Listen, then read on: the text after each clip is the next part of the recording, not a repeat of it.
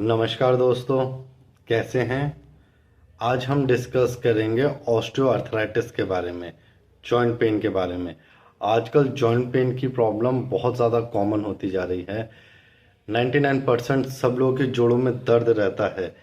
पहले ये प्रॉब्लम 50 या 60 की एज के बाद होती थी। आजकल ये आपको 30-40 की एज में ही दिखने लगा है। जोड़ों में, चाहे घुटनों में दर्द हो, चाहे हाथ पांव में हो, चाहे बैक पेन हो, सबके अंदर इंजरी के कारण हो या कैसा भी रहे, इसके लिए अपन आज डिस्कस करेंगे होम्योपैथी की मेडिसिन कि आपके जॉइंट पेन कैसा भी रहे, सब में आपको फ़र्क दिखने लगेगा। सबसे पहली बात कि आजकल इतना जॉइंट पेन सबसे ज़्यादा कॉमन क्यों होता जा रहा है। लाइफस्टाइल डिसऑर्डर के कारण एक्सरसाइज ना के बराबर हो रही है। सेकंड, न्यूट्रिशन फूड कोई नहीं ले रहा है। जंक फूड ज़्यादा से ज़्यादा डाइट में आ रहे हैं, हेल्दी डाइट कोई नहीं ले रहा है। थर्ड, सनलाइट में, धूप में आजकल कोई नहीं बैठता है। टैनिन का डर रहता है, स्किन ब्लैक होने का डर रहता है, तो सब लोग हमेशा शेड में ही रहते हैं ज़्यादा से ज़्यादा। या फिर जिनको ऑफिस का काम रहता है या हाउस वाइफ है, 99% घर पे ही रहते हैं, धूप में कोई रहता ही नहीं है। और लास्ट, कोई भी मेडिसिन चल रही हैं उनके साइड इफ़ेक्ट्स के कारण कई लोग के साथ ऑस्टियोआर्थराइटिस होने लगता है। ऑस्टियोआर्थराइटिस हमेशा जिन जिन को होता है उनमें बोन्स में डिजनरेटिव चेंजेस होने लगता है। हड्डियों की उम्र कम होने लगती है और वो खोखली होने लगती है, जिसके कारण पेन चालू होने लगता है। एक रेडिएटिंग पेन रहता है या शिफ्टिंग पेन रहता है। ऑस्टियोआर्थराइटिस को अपन नॉर्मल लैंग्वेज में समझें कि आपका कोई जॉइंट है, इसके अंदर बीच में स्पंज रहता है, तो उसके मूवमेंट के लिए रहता है। जैसे जैसे फ्रिक्शन होता है या कैल्शियम की कमी है, बीच वाला स्पंज गायब होने लगता है और हड्डी का गैप कम होने के कारण क्रैकिंग साउंड आने लगता है। और जैसे जैसे क्रैकिंग साउंड उसमें आएगा, बोन्स का ज़्यादा, कार्टिलेज और ज़्यादा खिंचते रहते हैं और दर्द बना हुआ रहता है, जिसके कारण कई बार सूजन भी आने लगती है और दर्द पूरे टाइम रहता है। ऑस्टियोआर्थराइटिस के जो कॉमन सिम्टम्स रहते हैं, जॉइंट्स में पेन रहता है, सूजन रहती है, अकड़न रहती है, और सूजन के साथ साथ उसके अंदर रेडनेस रहेगा, कई बार पफिनेस भी रहता है। चलने फिरने में परेशानी होती है, थोड़ा बहुत चलते ही शरीर में पूरा अकड़न रहता है और दर्द के कारण इतना सीवियर पेन रहता है कि आगे चला ही नहीं जाता है। और साथ ही साथ सारे जॉइंट्स के अंदर पेन रेडिएट भी होने लगता है जब सीवियर कंडीशन होती है। और मेनली 90% लोगों के ऑस्टियोआर्थराइटिस होता है कैल्शियम डेफिशिएंसी से।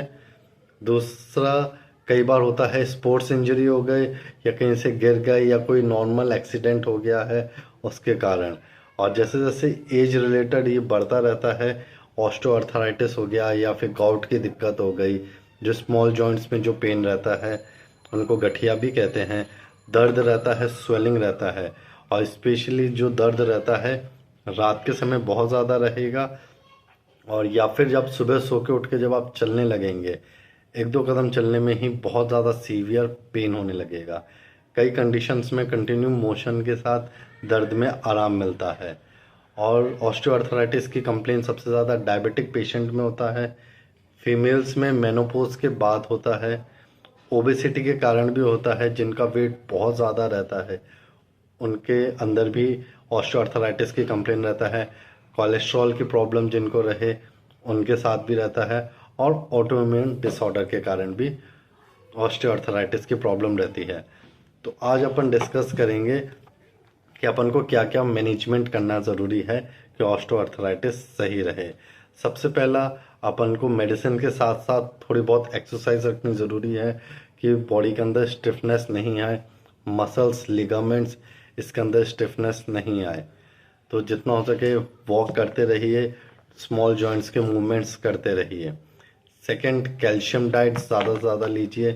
कर्ड हो गया, प्लेन कर्ड या स्वीट कर्ड, सॉल्टी कर्ड बिल्कुल भी नहीं।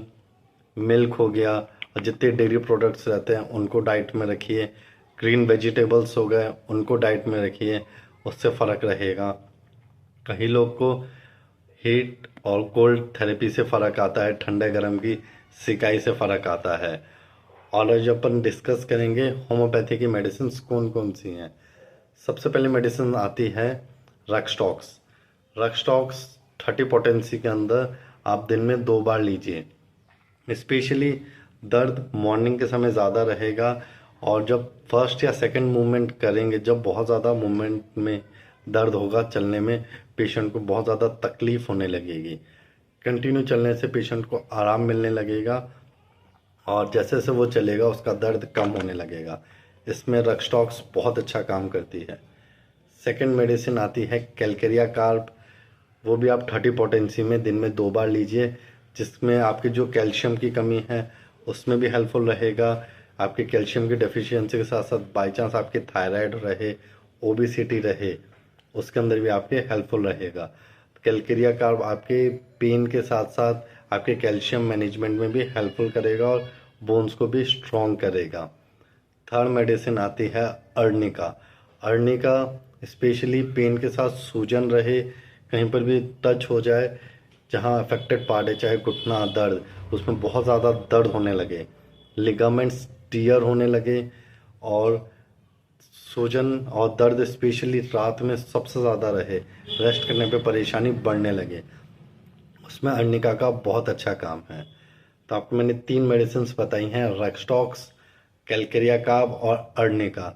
तीनों को आप दिन में 2 बार लीजिए, सुबह शाम 2 से 4 बूंदे, इससे आपको फ़र्क आने लगेगा। साथ में आपको एक बायो कॉम्बिनेशन ऐड करवाऊंगा, बायो कॉम्बिनेशन 19 नंबर। कैसा भी जॉइंट्स में पेन रहे, कैल्शियम की कमी रहे, डेफिशिएंसी रहे, स्टिफनेस रहे, स्वेलिंग रहे, इसके अंदर बायो कॉम्बिनेशन 19 बहुत अच्छे से काम करती है। इसकी 4-4 गोली आप आधे कप गर्म पानी में डिज़ोल्व करके लीजिए, दिन में 3 बार, सुबह, दिन में और रात में। ये आपके पेन को भी हटाएगा, जॉइंट्स को भी आपको ठीक करेगा, मतलब आपको टेम्परेरी रिलीफ भी देगा।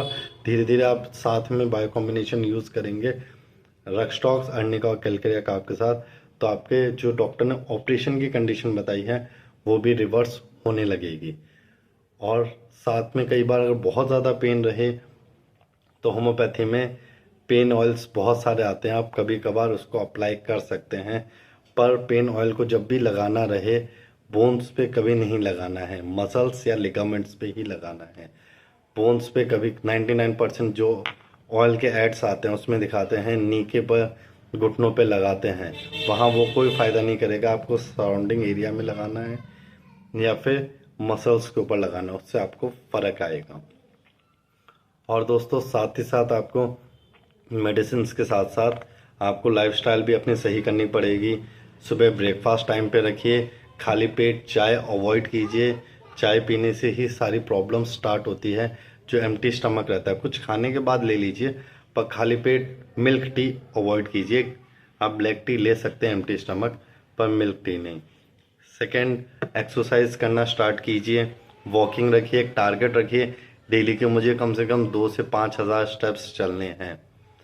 थर्ड, सनलाइट में बैठना ज़रूरी है विटामिन डी के लिए भी, तो एक फिक्स टाइम रखिए कि सुबह 10 बजे के पहले या शाम को 4 बजे के बाद धूप में थोड़ी देर बैठेंगे, जिससे बोन्स में कैल्शियम एब्जॉर्प्शन ज़्यादा रहे और आपके पेन में फ़र्क रहेगा और बोन्स स्ट्रांग होती जाएगी। थैंक यू दोस्तों, अगर आपको वीडियो पसंद आया तो चैनल को सब्सक्राइब कीजिए, लाइक कीजिए और फॉलो कीजिए। Thank you.